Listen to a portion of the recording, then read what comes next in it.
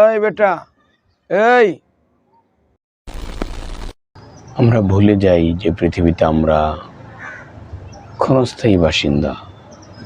একেবারেই অল্প সময়ের জন্য পৃথিবীতে আমাদের আসা। কত অল্প সময় এটারও আমরা সীমানা জানি না, যে কতটুকু সময় আমরা থাকবো, কতটা সেকেন্ড থাকবো সেটাও জানি না। এত লম্বা আসা, কতটা মিনিট থাকবো তাও আমরা জানি না, কয়টা ঘন্টা মাত্র থাকবো তাও জানি না, কয়টা দিন থাকবো সেটাও জানি না। প্রিয় ভাই, কিন্তু অনিশ্চিত যাত্রার জন্য আমরা এতটাই নিশ্চিন্তে জীবন যাপন করছি,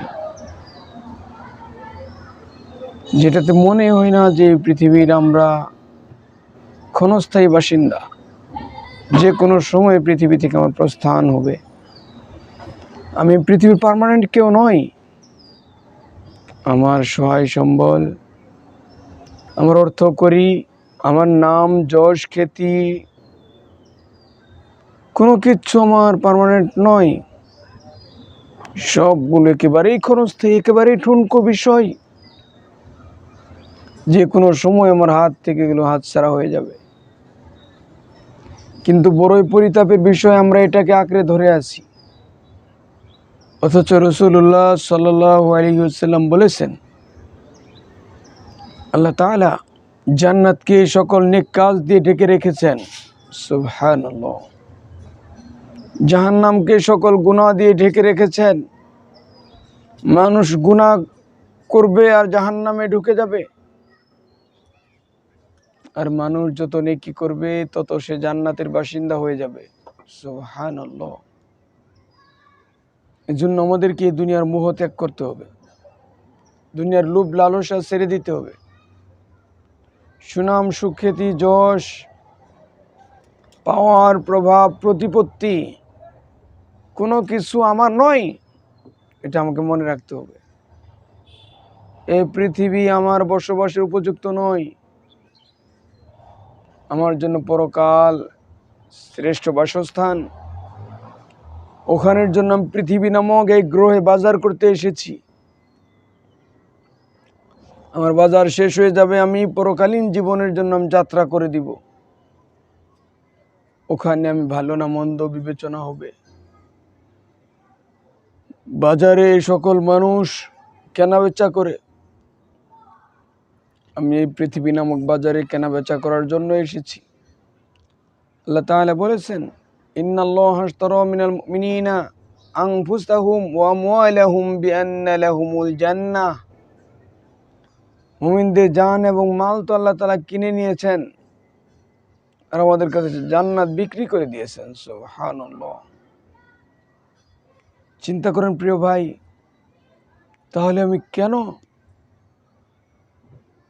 পরকাল পার্মানেন্ট, ওটা হাতছাড়া হবে না, ওটা আমাকে পেতেই হবে।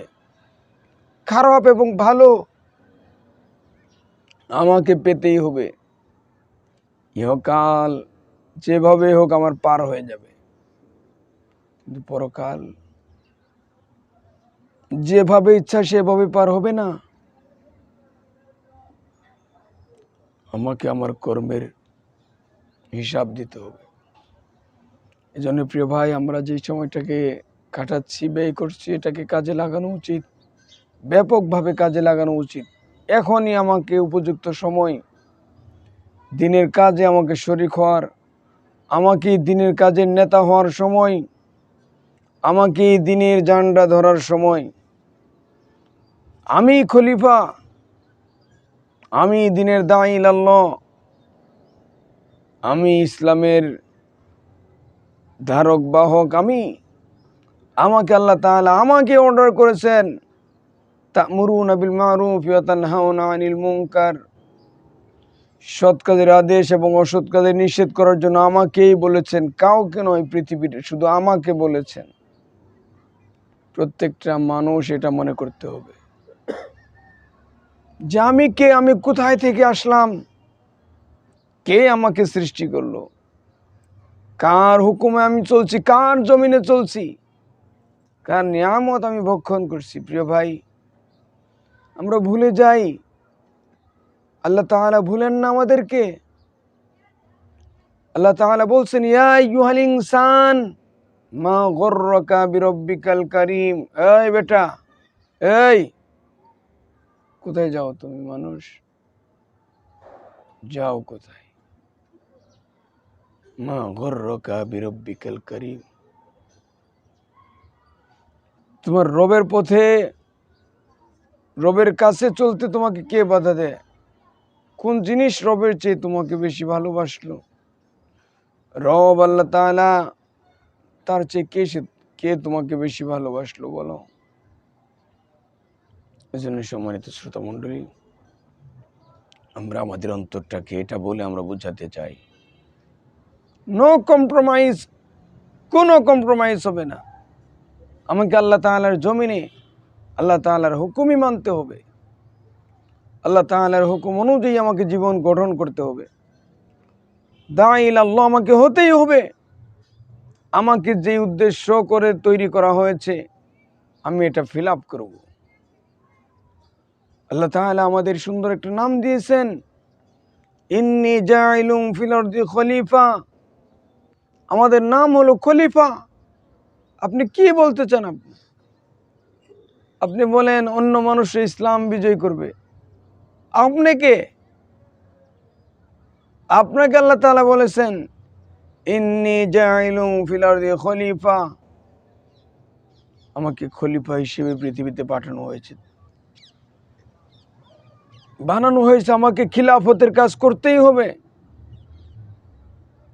খিলাফতের কাজ কি? তসবিহ, কাঁধে জায়নামাজ, মাথায় টুপি, মুখে দাড়ি, পরনে পাঞ্জাবি, এটাই সীমাবদ্ধ? নিশ্চয় নয়, এটাই সীমাবদ্ধ নয়। খলিফা, খলিফাতুল মুসলিমিন, মুসলমানদের খলিফা চিন্তা করেন আপনি। তাকে কত ত্যাগ, শিকার, কষ্ট, তিতিক্ষা করতে হবে, নচেত আপনি আল্লাহ তাআলার জমিনে আল্লাহ তাআলার দিনকে কিভাবে বিজয়ী করবেন বলেন প্রিয় ভাই? আপনাকে এখনই কাজে লাগতে হবে, আজকেই লাগতে হবে। আল্লাহ তাআলার পথের কাজ ছাড়া কোনো কাজ নেই আপনার। সংসার কেন করবেন না প্রিয় ভাই? নবীজি সাল্লাল্লাহু আলাইহি ওয়াসাল্লাম বিজনেসম্যান ছিলেন, সফল বিজনেসম্যান নবীজি ছিলেন। নবীজি সফল অর্গানাইজার, একজন সংগঠক ছিলেন প্রাণের নবীজি। প্রিয় নবীজি সফল যোদ্ধা ছিলেন। রাসূলুল্লাহ সাল্লাল্লাহু আলাইহি ওয়াসাল্লাম সফল দাঈ ইলাল্লাহ ছিলেন। নবী সাল্লাল্লাহু আলাইহি ওয়াসাল্লাম এখনো উম্মতের জন্য মদিনাতুল মুনাওয়ারায় শুয়ে শুয়ে আল্লাহ তাআলার কাছে ক্রন্দন করতেছেন। চিন্তা করা যায় প্রিয় ভাই? এই জন্য সম্মানিত শ্রোতা মণ্ডলী, আমাদের হাতে যেটুকু সময় আছে এখন থেকে আমরা কাজে লাগাবো ইনশাআল্লাহ।